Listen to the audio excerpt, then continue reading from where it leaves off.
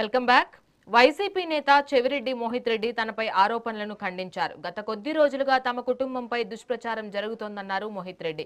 తుడా వ్యవహారంపై ACB vigilance విచారణలు జరిగినప్పటికీ ఇప్పటి వరకు స్పందించలేదన్నారు. అవినీతి ఆరోపణలు చేసే ముందు వాస్తవాలు తెలుసుకోవాలని సూచించారు. ఈ సందర్భంగా తుడాపై ఏసీబీ విచారణకు సంబంధించిన అంశాలపై తుడాపై ఏసీబీ విచారణ సమగ్ర వివరణ పేరుతో బుక్లెట్ ను విడుదల చేశారు. తాము ప్రజల కోసం పనిచేశామని, ఎలాంటి తప్పు చేయలేదని మోహిత్ రెడ్డి స్పష్టం చేశారు.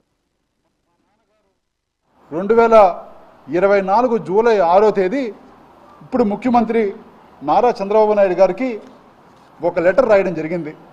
అదంతా కూడా ఇక్కడున్న పాత్రికేయ మిత్రులందరికీ తెలిసి లెటరు. ఇది ఏమి సీక్రెట్గా ఏం రాయలేదు.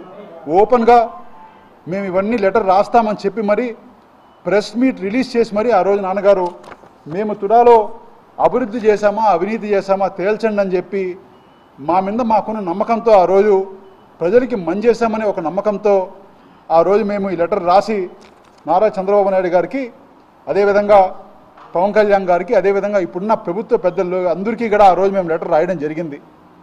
అంటే మా మీద మాకున్న నమ్మకం అని చెప్పి ఈరోజు మీకు తెలియజేస్తున్నా.